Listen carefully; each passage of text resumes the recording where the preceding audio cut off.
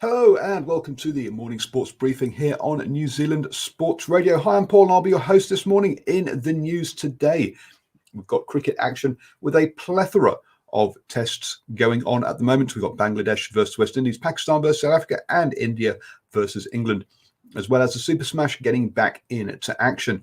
Over in the NBA, the Pelicans were in action with Steven Adams back from injury yesterday. Also, we'll have a chat about the NBL, so basketball over in Australia. Talking of Australia, we've also got the A-League. That's the soccer going on over there, or football, depending on what words you want to use. Then also staying in Australia, we've got the Australian Open as well, plus some rugby news for you closer to home. Staying in Australia then, or going over to Australia, let's talk. This is your best way to start the day up to speed with all of the important sports news. Let's start off with the tennis then. And there was a COVID case over in Australia, which meant that 600 of the players and staff around the Australian Open had to go back into isolation. They've all been tested and we're waiting on those results to come back. This probably may impact some of the warm-up events, but the Australian Open boss says that it will not impact the Australian Open. It's unlikely that anyone would actually test positive. So we'll have to wait and see on the outcome of all the results of all of those tests. Clearly a lot of tests to go through, and hopefully all of the people test negative and get released quickly. Moving on then to the A-League, and tonight it's Adelaide United versus Perth Glory in the A-League. After a couple of there was a midweek game I think we missed, which was Central Coast Mariners versus Melbourne City. Central Coast Mariners won that 3-2, beating Melbourne City to go back top of the table on 12 points ahead of Brisbane Roar, who are on 9.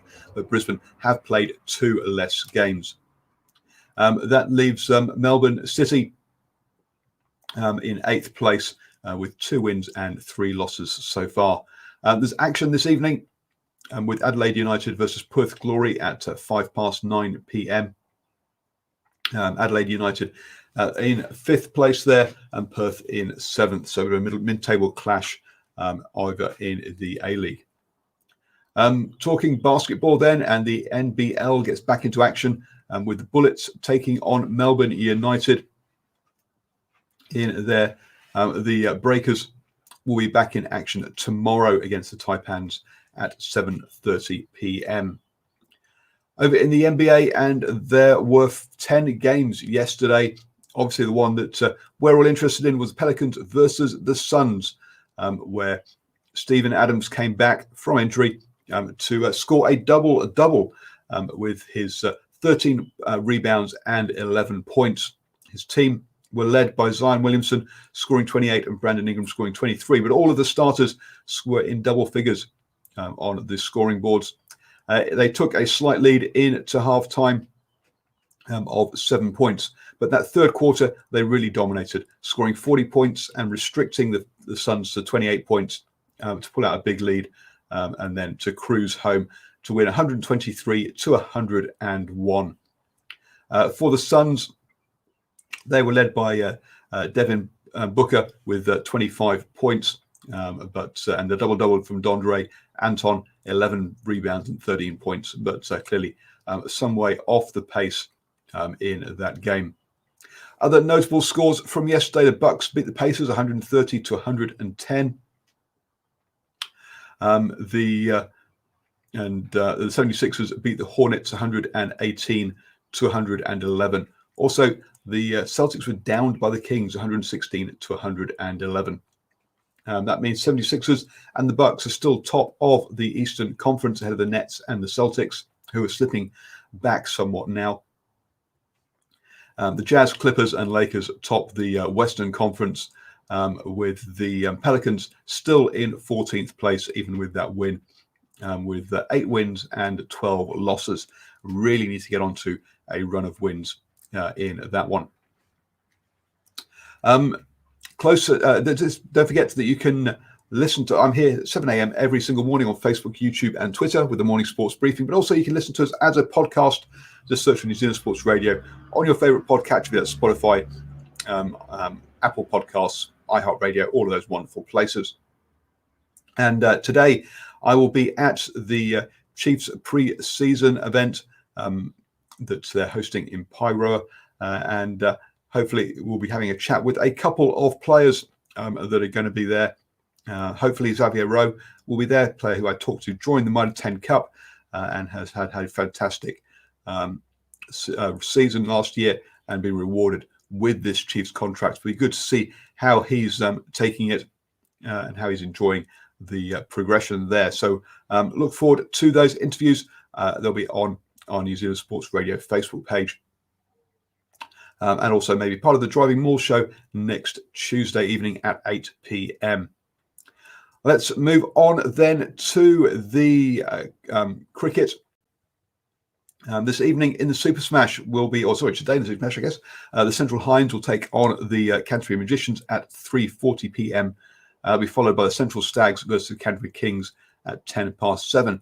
This is the final round or final weekend of regular season action before the qualifying final will be on Thursday, the 11th of February, and the finals will be on the Saturday, the 13th of February, with the Wellington Firebirds already qualified for that final. In the cricket, in the Test matches, then, so India versus England will be getting underway. Today.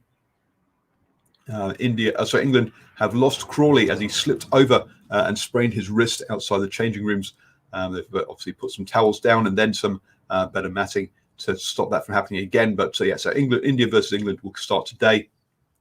Pakistan versus South Africa had their opening day, and Pakistan chose to bat and reached 145 for 3 in that one off their 58 overs that were completed.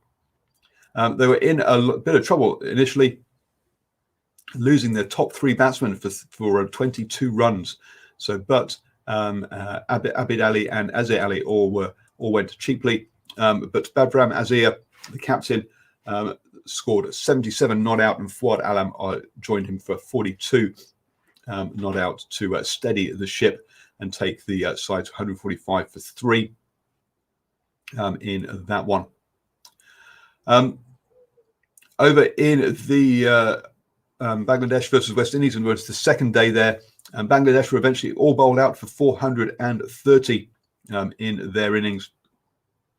Their top score was Hassan Miraz, with 103.